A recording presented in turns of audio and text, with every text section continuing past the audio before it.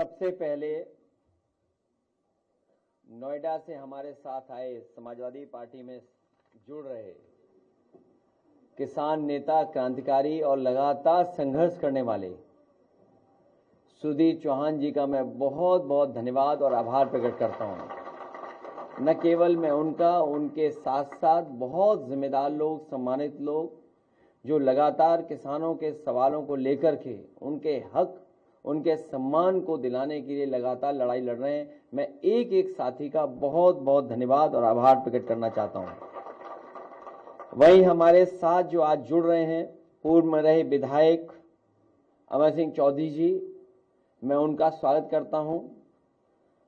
उनके आने से समाजवादी पार्टी को जहां मजबूती मिलेगी, वहीं समाजवादी पार्टी का लगातार पीडीए परिवार को बढ़ाने का जो लगातार हम लोग का प्रयास है, उसमें जुड़ने से हमारे पीडीए परिवार को और आगे बढ़ने का मौका मिलने जा रहा है। वहीं सामाजिक न्याय के राज के स्थापना के लिए जो संघर्ष समाजवादी पार्टी कर रही है, उसमें हमें उनके जुड़ने से बहुत बड़े पैमाने पर ताकत मिलेगी। मैं उनका धन्यवाद देता हूं। उनके साथ बड़ी संख्या में जो उनके साथी कार्यकर्ता हैं, उनका भी आभार, क्योंकि इतने लोग नहीं आ सकते थे, बड़ी संख्या में जिले में ही लोग हैं। मैं उन साथियों का भी बहुत बहुत आभार प्रकट करना चाहता हूं। आज हमारे साथ विद्यासागर जी और लालजी भारती जी जो जुड़ रहे हैं, जो बहुजन समाज पार्टी को छोड़कर के आज हमारे साथ आए हैं।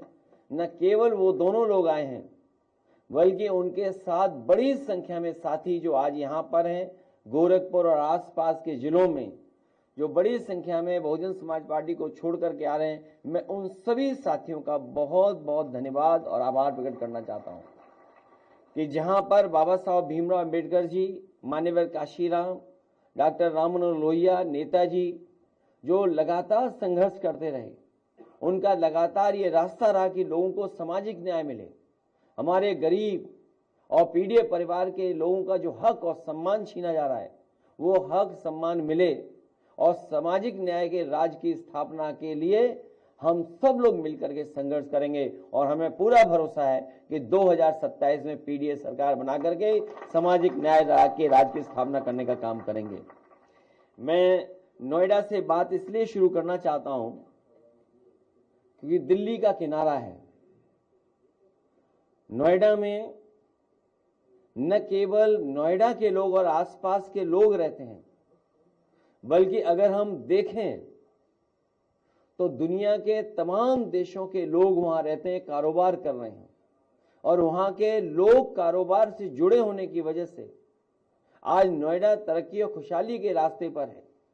लेकिन जो हमारे किसान हैं, जिनकी जमीन पर वो तमाम खुशहाली और तरक्की लाने का जो प्रयास चल रहा है, अगर किसानों के साथ धोखा होता है तो मैं समझता हूं ये विकास और विकास का रास्ता नहीं हो सकता है। इसलिए मैं आज अपने नोएडा के आए हुए सुधीर चौहान जी के साथ साथ जितने भी किसान साथी हैं और जो नहीं आ पाए, उन्हें भरोसा दिलाना चाहता हूं कि भविष्य में जो आपकी मांगे हैं, उन मांगों को पूरा करने के लिए समाजवादी पार्टी आपके साथ खड़ी होगी।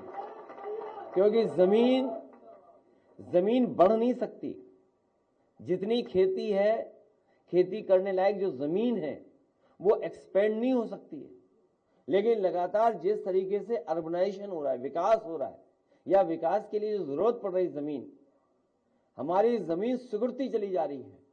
और वहीं जो फैसले सरकार को लेने चाहिए थे, जिससे हमारा किसान खुशहाल होता, खुशहाली तो दूर, समय समय पर भारतीय जनता पार्टी की सरकार साजिश षड्यंत्र करती है और जो कानून है, कानून की परवाह न कर करके दबाव बना करके, झूठे मुकदमे लगा करके, डरा करके, उनसे करार करके, सहमति कर करके जो जमीन छीनने का सिलसिला जारी हुआ है, हम लोग इसका विरोध करते हैं। और भविष्य में किसानों को सर्किल रेट बढ़ा करके मार्केट वैल्यू दिलाने का काम हम लोग करेंगे, जिससे कि हमारे किसान भी खुशहाल हों।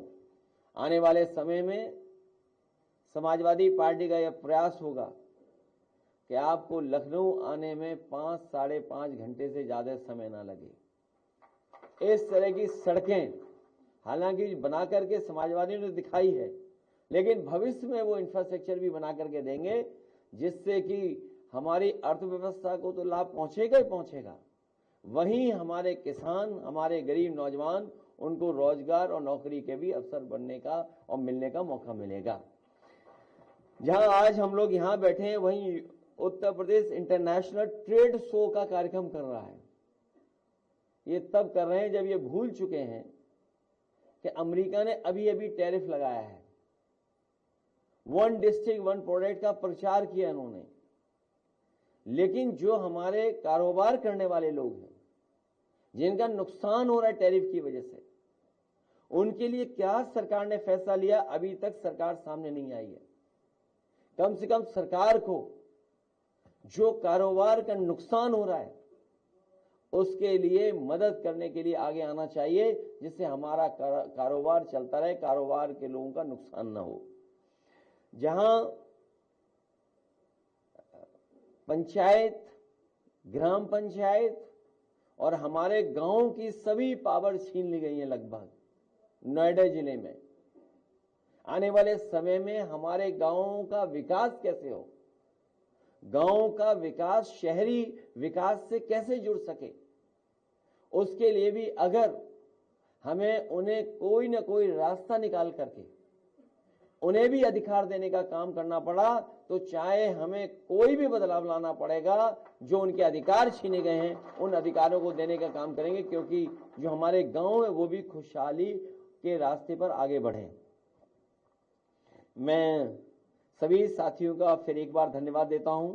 साथ ही हमारे जो साहित्यकार कवि हेमंत सिंह राजपूत जी, जिन्होंने पहले भी हम लोगों के बीच में आकर के बहुत महत्वपूर्ण जानकारियां दी, आज अपनी लिखने के तरीके से, कविता से ये जो समाज की सेवा कर रहे हैं, और तमाम वो लोग वीरांगना महारानी अवंतीबाई जैसे महापुरुष लोग जिनको हम भुला देते हैं, पुनः उनकी यादों को जीवित करना, उनका संघर्ष और उनको सम्मान दिलाने का काम करें। मैं उनको बधाई देना चाहता हूं, हेमंत सिंह राजपूत जी को और उनके सभी साथियों को। साथ ही साथ ये शिवा सिंह जी को और उनके परिवार को, आदरणीय बाबूजी को मैं बहुत बहुत धन्यवाद देता हूं कि एक बहुत पुरानी किताब और एक बहुत अच्छी किताब जिसमें बड़ी जानकारी है, न केवल भारत के लोगों के विदेश में बसने का, बल्कि उनके जीवन के बारे में, उनके संघर्ष के बारे में। पहला गिरमटिया जो, हाँ, और सबसे महत्वपूर्ण बात है गांधी जी, उनकी जानकारी उनके बारे में। लेकिन वहीं उस समय नेताजी ने जो सहयोग किया, और यहाँ जितने भी साहित्यकार, हमारे पत्रकार साथी सब जानते होंगे कि अगर नेताजी के पास कभी कोई आ गया होगा और कभी उन्हें जरूरत महसूस की होगी कि इस तरह के काम से समाज की सेवा होगी, तो कभी भी नेताजी पीछे नहीं हटे। उस समय जो सहयोग किया है, मैं समझता हूं उस समय का जो हजारों का सहयोग है वो लाखों का रहा होगा। अगर हम आज उसकी वैल्यू देखें तो उसी का परिणाम ये है कि आज हमारे पास इतना बड़ा इतिहास हमारे हाथ में है। हमें उम्मीद है इसको लोग पढ़ेंगे और जानकारी हासिल करेंगे। मैं इनको भी बधाई देता हूं। वहीं हमारे बहुत जिम्मेदार पार्टी के संगठन के नेता और वाराणसी के बहुत ही पुराना सम्मानित परिवार, उनका साथी और समाजवादी संगठन का हमारा पदाधिकारी, जब भी वाराणसी में प्रधानमंत्री जी आते हैं या मुख्यमंत्री जी आते हैं, सबसे पहले पुलिस इन्हीं के घर भेज दी जाती है। न जाने कितनी विजिट हुई होंगी, जितनी उन लोगों की विजिट हुई है उतनी ही विजिट पुलिस की इनके घर पे हुई है। इन्हें सुरक्षा नहीं दी गई है, इन्हें सुरक्षित माहौल में बैठा दिया जाता है। और जो उनके सवाल है बहुत बुनियादी सवाल है कि जो सीवेज है, जो सीवेज ट्रीटमेंट प्लांट है, जो एनटीपीसी का प्लांट लग रहा है, उसकी वजह से बड़े पैमाने पे जो आबादी वहां पर रह रही है, उसके स्वास्थ्य को लेकर के गंभीर सवाल हैं जिनका जवाब सरकार के पास नहीं है। कोई प्लांट लगे, विकास हो, उसके खिलाफ हम नहीं है, लेकिन अगर आबादी के बीच में लग रहा है तो सोचिए वहां के रहने वाले लोगों के स्वास्थ्य की अगर चिंता नहीं होगी।